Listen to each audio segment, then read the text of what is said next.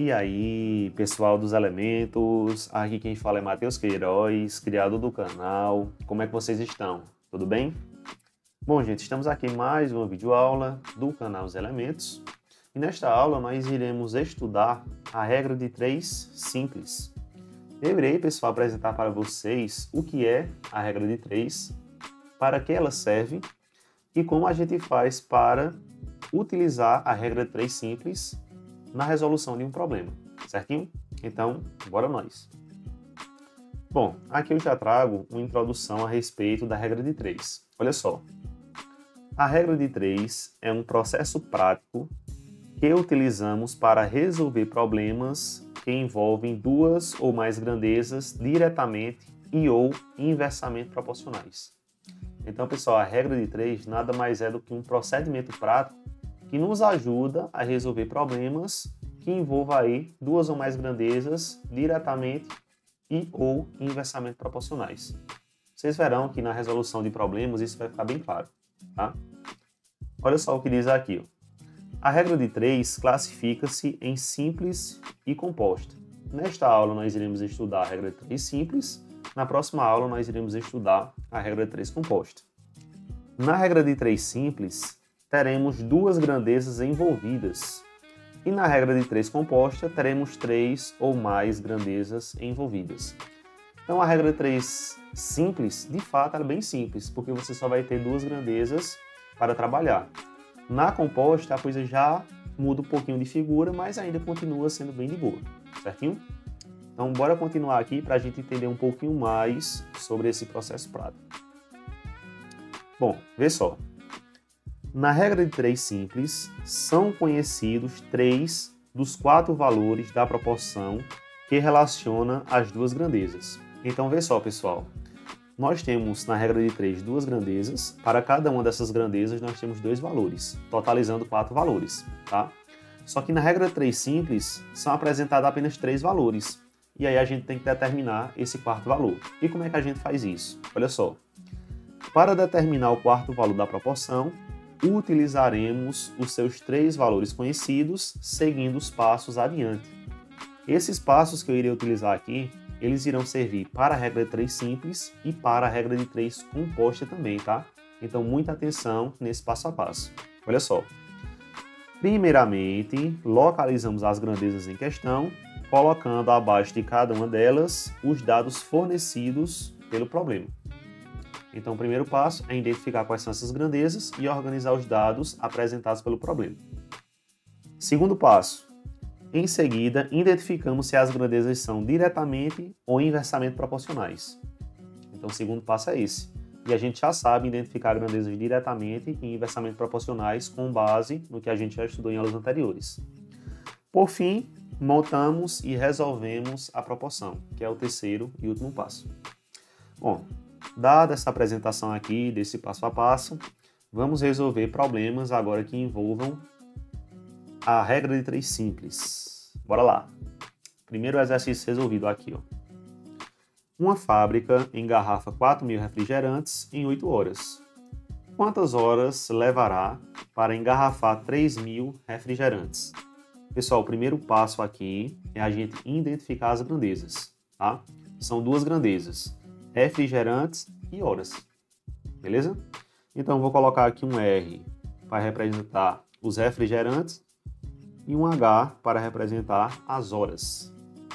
A relação que existe entre essas grandezas é a seguinte: 4.000 refrigerantes são engarrafados em 8 horas.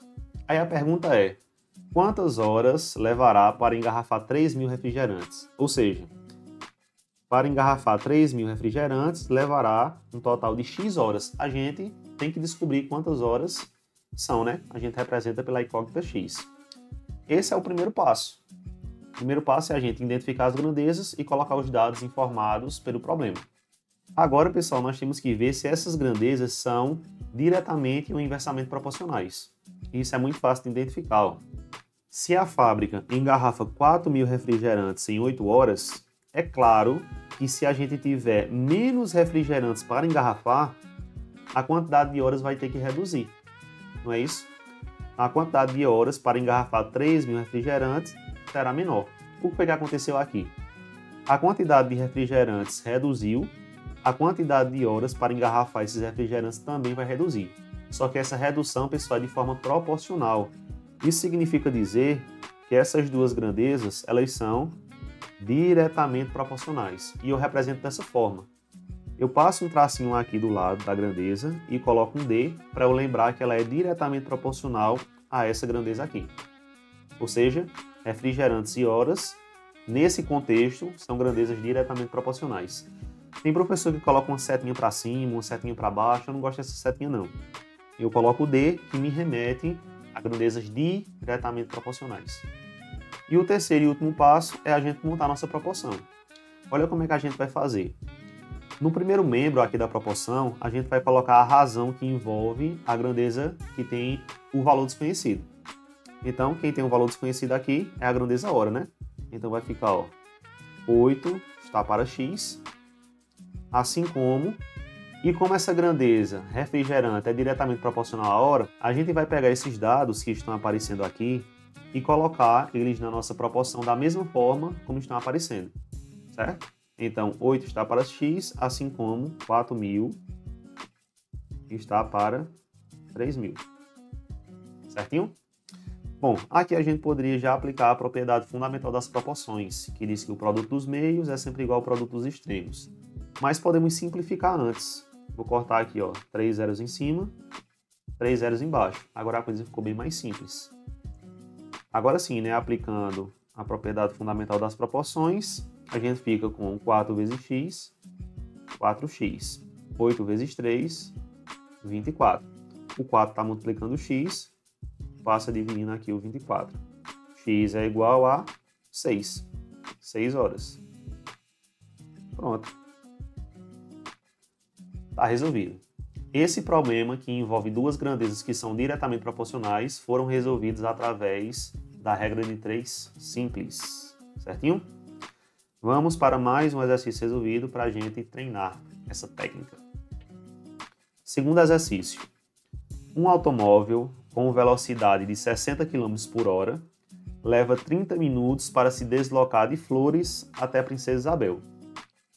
Quanto tempo levará um outro automóvel para fazer o mesmo percurso com 80 km por hora de velocidade?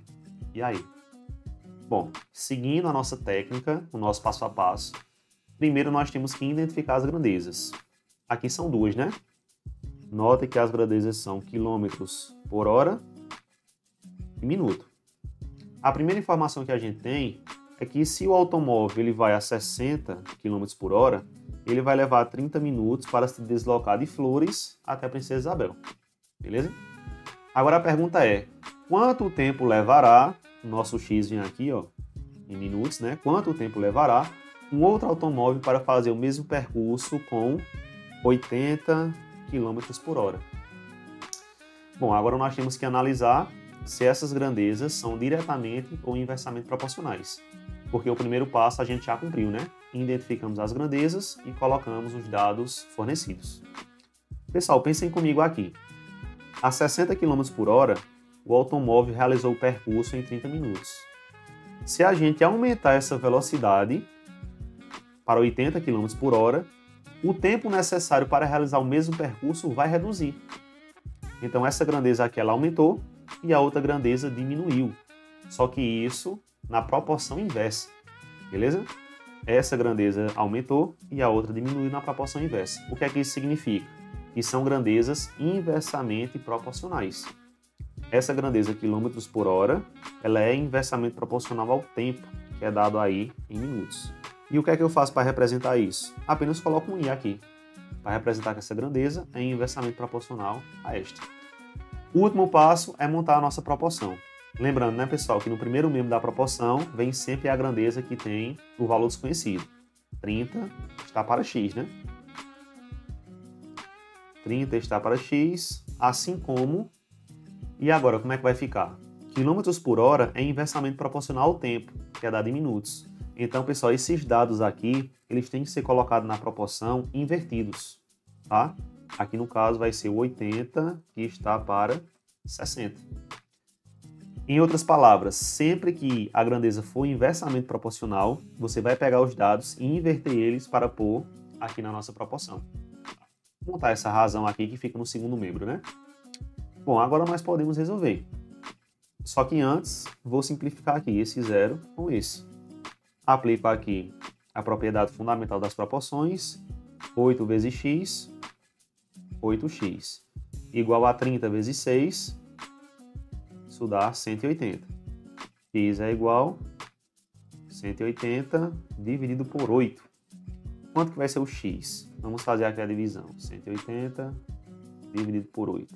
18 dividido por 8 dá por 2. 2 vezes 8, 16. Para 18, o resto 2. Baixa o zero. 20 dividido para 8. Isso dá 2 novamente. 2 vezes 8, 16. Para 20, resto 4. 4 não divide para 8. Acrescento o zero. Colocar a vírgula aqui no quociente. 40 dividido para 8. Isso dá 5. 5 vezes 8, 40. Para 40, resto nada. Então, o nosso tempo é de 22,5 minutos. Ou, se preferirem, 22 minutos e 30 segundos. Porque 0,5 minutos equivale a 30 segundos. E essa daqui é a resposta do nosso probleminha. Aí. Se um outro automóvel fizer esse percurso a 80 km por hora, ele vai levar 22 minutos e 30 segundos. Beleza? Pessoal, é assim que a gente resolve esse tipo de problema, fazendo uso dessa técnica chamada aí regra de 3 simples, desse procedimento, né? Pessoal, essa daqui foi a nossa videoaula. Se vocês ficaram com alguma dúvida, deixa a dúvida aí nos comentários, que a gente tenta explicar de uma forma melhor. Se teve alguma coisa nessa videoaula que agregou no seu conhecimento, deixa teu like aí, compartilha essa aula com um amigo, se inscreve no canal se ainda não for inscrito e aguarde as próximas aulas. Valeu e até mais!